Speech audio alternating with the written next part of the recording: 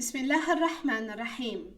Alhamdulillahi Rabbil Alamin, wassalatu wassalamu ala sayyidina wa nabiyina Muhammad wa ala ahlihi tayyibin at-tahirin wa sahbihi al-muntajabin wa ala jami'il anbiya'illahi wal mursalin. Me emrin e Allahut, të gjithë mëshirshmet, mëshirëplotit. Falënderimet më të sinqerta janë vetëm për Allahun e madhëruar. Paqja dhe mëshira e Allahut qofshin mbi profetin Muhammad, mbi familjen e tij të pastër, mbi shokët e tij të zgjedhur dhe mbi të gjithë të dërguarit dhe profetët e Allahut xhaleshanuhu. Të nderuar dëgjues dhe shikues, ju përshëndes me përshëndetje dhe bukur islame. Assalamu alaikum wa rahmatullahi wa barakatuhu. Paqja, mëshira dhe begati të Allahut qofshin mbi ju. Për ditën e sotme do të flasim rreth temës të kujtojmë të gjithë Allahun dhe mirësitë që na jep Zoti i gjithësisë. Njeriu të nderuar dëgjues dhe shikues jeton çdo ditë i rrethuar nga begatitë panumërta, por shpesh zemra harrohet nga kujtimi i dhuruesit të këtyre. Fryma që marrin pa vështirësi, drita e diellit që lind çdo mëngjes, shëndeti, familja, buka e përditshme që ne kemi, qetësia e zemrës dhe udhëzimi drejt së vërtetës janë të gjitha këto mirësi nga Allahu i madhëruar që ka shpërndar për robërit e tij me mëshirë të pafund. Kur zemra e njeriu të lidhet me Allahun dhe përkujton mirësitë e Zotit të gjithësisë, ajo mbushet me qetësi, falënderim dhe bindje. Ndërsa kur njeriu harron Allahun, edhe pse mund të ketë pasuri e rehati, zemra e tij mbetet e zbrazët. Allahu thot në Kur'anin e shenjtë, Bismillahirrahmanirrahim. Prandaj më kujtoni mua, që unë që përkujtoj juve, dhe më falenderoni e mos më mohoni. Ajeti 152 i sures Bekare. Ky ajet i bekuar tregon lidhjen e veçantë ndërmjet robit dhe krijuesit të tij.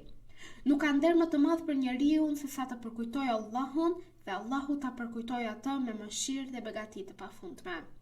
Dhikri i Allahut, pra kujtimi i Zotit, nuk është vetëm me gjuhë, por e ndjer me zemër, me vepra dhe me bindje të plotë.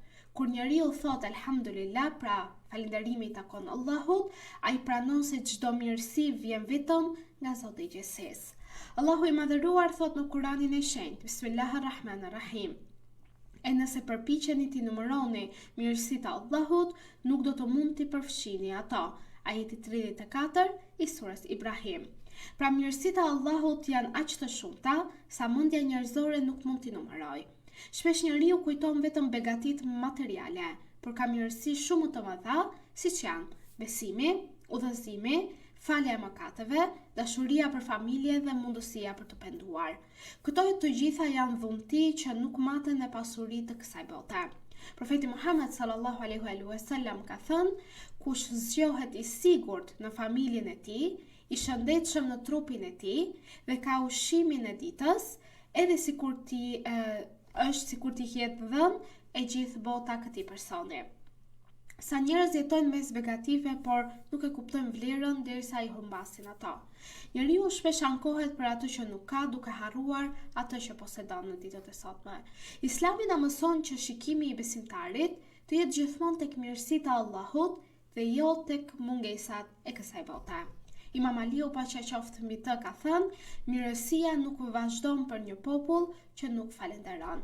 Pra falenderimi është çelësi i shtimit të begative, sepse Allahu premton në Kur'an dhe thot, nëse falenderoni, unë do t'u ashtoj edhe më shumë begatit. Ajeti 7 i sures Ibrahim. Ky është një premtim hynor të nderuar dëgjues dhe shikues. Kur robi falenderon Allahun me sinqeritet, Allahu ja shton mirësitë, qoftë në pasuri, në qetësi shpirtërore, në bereqet apo dhe në lumturinë e tij. Por falënderimi i vërtet nuk bëhet vetëm me fjalë. Ai shfaqet edhe në mënyrën se si njeriu i përdor begatitë që Allahu i ka dhënë atij. Syt duhet të përdoren për të parë mirë, gjuha për të thënë vetë të vërtetën, zemra për të dashur Allahun dhe duart për të ndihmuar të tjerat. Një nga mënyrat më të bukura për të përkujtuar Zotin e gjithësisë është leximi i Kuranit. Kurani është drita dhe për zemrën dhe për shpirtin e çdo njeriu. Allahu thot, vërtet në përkujtimin e Allahut zemra gjen qetësinë. Ajeti 28 i sures Ra'd. Sa herë zemra rëndohet nga brengat, shqetësimet apo sprovat, përkujtimi i Allahut bëhet ilaçi më i madh i saj. Njeriu mund të ketë njerëz pranë, por vetëm Allahu mund ta qetësojë plotësisht zemrën, sepse ai e ka krijuar dhe ai e din se si ta qetësoj ata. Dhikri, pra kujtimi i Allahut, largon errësirën shpirtërore dhe e afron njeriu me mëshirën hyjnore. Imam Sadiku, paqja qoftë mbi të, ka thënë: për kujtimi i Allahut është ushqimi i zemrave. Ashtu si trupi nuk jeton pa ushqim, edhe zemra nuk jeton dot pa përmendjen e Zotit. Kur zemra largohet nga Allahut, ajo thahet shpirtërisht dhe për këtë arsye besimtari në çdo moment të jetës së tij duhet ta mbajë gjuhën duke përmendur subhanallah, alhamdulillah, la ilaha illallah dhe Allahu akbar. Pra këto fjalë të bekuara që janë në dhikrin e përditshëm që ne bëjmë edhe pas namazeve, 5 vakteve kryesore, si mund të themi, që janë farz të detyrueshme, këto i kemi si pjesë e tesbihateve tona, dhe njeriu duhet të shtojë edhe më shumë, sidomos në këtë muaj kaq të begat që jemi në muajin Dhul-Hijja. Gjithashtu, përkujtimi i mirësive të Allahut e bën njeriu më të mëshirshëm ndaj të tjerëve. Kur ai kujton se çdo gjë që ka është dhuratë nga Zoti i gjithësisë, zemra e tij largohet nga mendje madhësia dhe mbushet me përulësi. Ai ndihmon të varfrit, respekton prindërit, kujdeset për jetimët dhe falenderon Allahun në çdo gjendje të tij.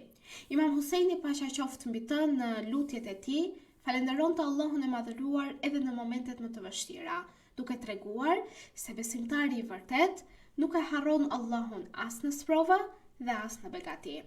Njeriu duhet ta kujtojë Allahun jo vetëm kur ka nevojë, por në çdo çast që ai jeton në sipërfaqen e kësaj bote. Prandaj të nderuar dëgjues dhe shikues, përkujtimi i Allahut dhe i mirësive të tij është rruga drejt lumturisë së vërtet. Kjo botë është thjesht një botë kalimtare, ndërsa ajo që mbetet është lidhja e njeriut me krijuesin e tij. Zemra që falenderon Allahun është zemër e pasur, edhe nëse nuk ka shumë gjëra në këtë botë, ndërsa zemra që harron Allahun mbetet e varfër edhe nëse posedon gjithçka. Prandaj besimtari i vërtet duhet ta mbush jetën e tij me dhikr, përmendjen e Allahut, me falënderimin e Zotit të gjithësisë dhe me bindjen në fjalën e dhënë për Allahun e madhëruar, duke kujtuar kështu se çdo mirësi vjen nga Allahu dhe çdo e mirë nga Zoti i gjithësisë nuk ka të krahasuar me të mirën e kësaj bote. Në këtë moment të nderuar dëgjues dhe shikues, duke ju lënë në mbrojtje dhe ndihmën e Allahut xhaleshanhu, ju përshëndes me përshëndetjen e bukur islame. Assalamu alaikum wa rahmatullahi wa barakatuhu. Paqja, mëshira dhe begati të Allahut qofshin mbi ju.